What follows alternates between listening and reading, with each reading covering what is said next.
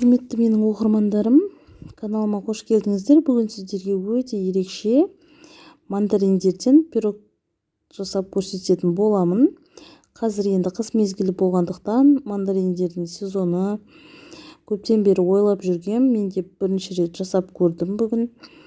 Өте ерекше, дәмді болып шығады екен. Міндетті түрде жасап көріңіздер. Араңызда каналыма тіркелмеген жандар болатын болса, міндетті түрде төмендегі подписаться батырмасын баса кетіңіздер.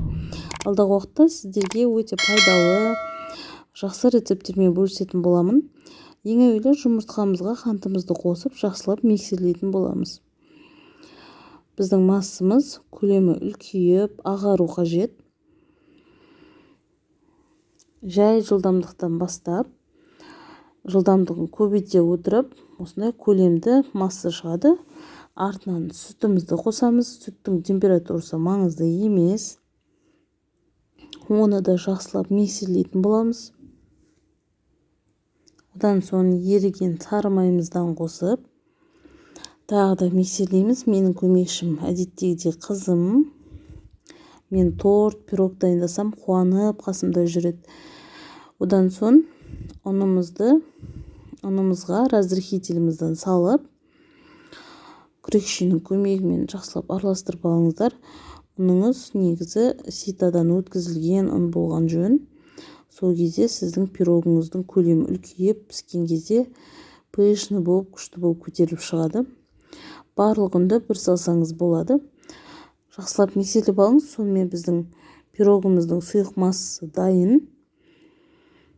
Толықтай біріккенше миксерлеп алыңыздар. Енді біздің ең маңызды жеріне келдік. Ол біздің мандариндеріміз. Барлығын сыртын жуып тазалап алғаннан кейін осылай қабықтарын алып тастайсыз. Мандаринді шама келгенше сүйегі жоқ, сондай түрінен алыңыздар. Менде мандарин көлемі аз болғандықтан осындай бірнеше бөліктерге бөлдім. Қаласаңыз көптеу қылып, тек қана 2 бөлікке бөле отырып жасасаңыздар болады. Осылай барлық мандариндерді қойып шығасыз ең әуелі. Керек емес сүйектерін алып тастап, содан кейін сұйық массаңызды құйып, алдын ала қызып тұрған духовкаға 180 градусқа небәрі 20 минутқа пісіріп аласыз. Мінекей біздің пирогымыз дайын. Өте керемет болып шығады. Міндетті түрде жасап көріңіздер. Дәмі енді айтып жеткізе алмаймын.